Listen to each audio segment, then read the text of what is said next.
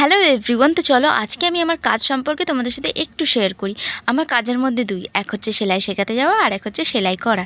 যেহেতু এখন আমি সেলাই শেখাতে যাবো বলে রেডি হয়েছি, তাই ভাবলাম ব্যাগটাকে একটু ভালো করে গুছিয়ে নিই। আর ব্যাগ থেকে বেরোলে একটা শাড়ি, একটা ব্লাউজ আর দুটো চুড়িদার পিস, যেগুলো আমাকে সেলাই করতে দিয়েছিল।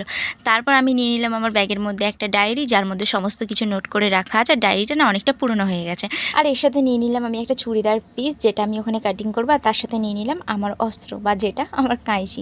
তো যাই হোক, তার সাথে নিয়ে নিলাম বেশ কতগুলো পেন, যেগুলো আমার খুব প্রয়োজন হয়ে থাকে। আমার ব্যাগটা সম্পূর্ণ গোছানো হয়ে গেছে। এবার যাওয়ার আগে আমি একটু খেয়ে নিচ্ছি ডিটক্স ওয়াটার। আর আজকে ডিটক্স ওয়াটারটাতে বিট একটু বেশি দেওয়া হয়েছিল বলে এর কালারটা দেখো কত সুন্দর হয়েছে, তাই না? তো যাই হোক, আমি আমার ডিটক্স ওয়াটারটা খেয়ে নিয়ে আমি কিন্তু আমার সাইকেলের চাবি নিয়ে বেরিয়ে পড়লাম। ও বাবা, দাঁড়াও, ভুলে গেছি, মুখে ওড়নাটা বাঁধতে হবে। যেহেতু বাইরে এতটা পরিমাণ রোদ যে সানস্ক্রিন লাগিয়েও কোনো কাজ হবে না যদি এই রোদে বেরোয়। আর যেহেতু আমি সাইকেল নিয়ে যাই, তার জন্য কিন্তু ছাতাটা ধরতে পারি না। তার জন্য কিন্তু আমি পুরো মুখে ওড়নাটা বেঁধে রাখি। সবথেকে বড় কথা হচ্ছে, মুখে ওড়না বাঁধলে কিন্তু কেউ চিনতে পারবে না। এটা কিন্তু আমাদের ভুল ধারণা, যারা চেনার তারা ঠিকই চিনে ফেলবে। তো দেখা হচ্ছে পরের ভিডিওতে। আজকের মধ্যে এখানে এন্ড, টাটা।